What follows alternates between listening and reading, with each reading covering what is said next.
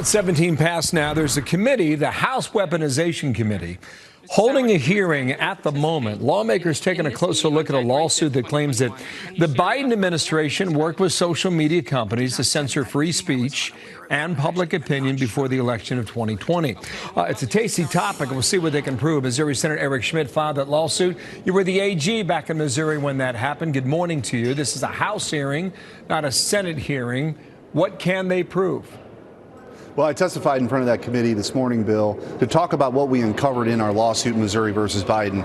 It was the first of its kind, a landmark lawsuit that alleged and now proven that this was a vast censorship enterprise between big tech and big government. The Biden administration intentionally trying to suppress speech, pressuring social media companies. These social media companies were willing to go along. Special portals were uncovered. The Surgeon General texting senior Facebook officials. Dr. Fauci trying to cover up his role in the origins of COVID. When we found out when Dr. Fauci spoke, big tech censored. So what we uncovered in that lawsuit was significant, and then, of course, the Twitter files have amplified that. And I don't care what your political stripe is, Bill, in this country. This kind of censorship ought to scare the bejesus out of everybody, that the government, the federal government with its vast power and authority can censor millions of Americans. We can't let it happen again, and that's the work of that committee. Okay, two specific questions here. You got a deposition from Dr. Fauci, right? And yep. You got a deposition from an FBI agent working on the laptop story. What are we going to learn? Well, other than Dr. Fauci made the court reporter put a mask on when she sneezed, which was unbelievable in the deposition, but it was very clear that Dr. Fauci funded a third party to do work in the Wuhan lab there, where the lab leak, now we agree, is the most likely theory of how this came out.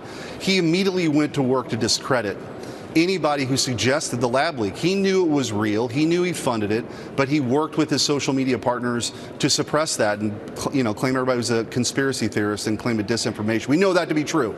And then also we deposed an FBI agent who had monthly, then weekly meetings with social media companies, telling them about the potential Hunter Biden laptop story, that it was a hack and leak operation by the Russians. All the while, they already had the laptop. They knew it was real.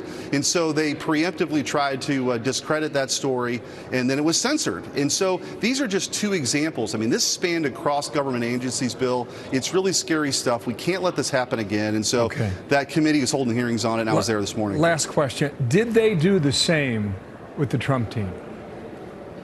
No, look, these social media companies were willing partners. However, it is important to note that they coerced, cajoled, and colluded with these companies, threatening to take away Section 230 protections, from the press secretary to Dr. Fauci to the Surgeon General of the United States, using the heavy hand of government to, move them in that direction. The social media companies went along with it. And again, a vast censorship enterprise that we just can't let happen in what's been the freest country in the history of the world. The First Amendment's our pressure release bag, Bill. Pressure release valve. We got to hold on to that. Thank you for your time. With the breaking news, we're short on time today. Appreciate you coming on. We'll see where it goes.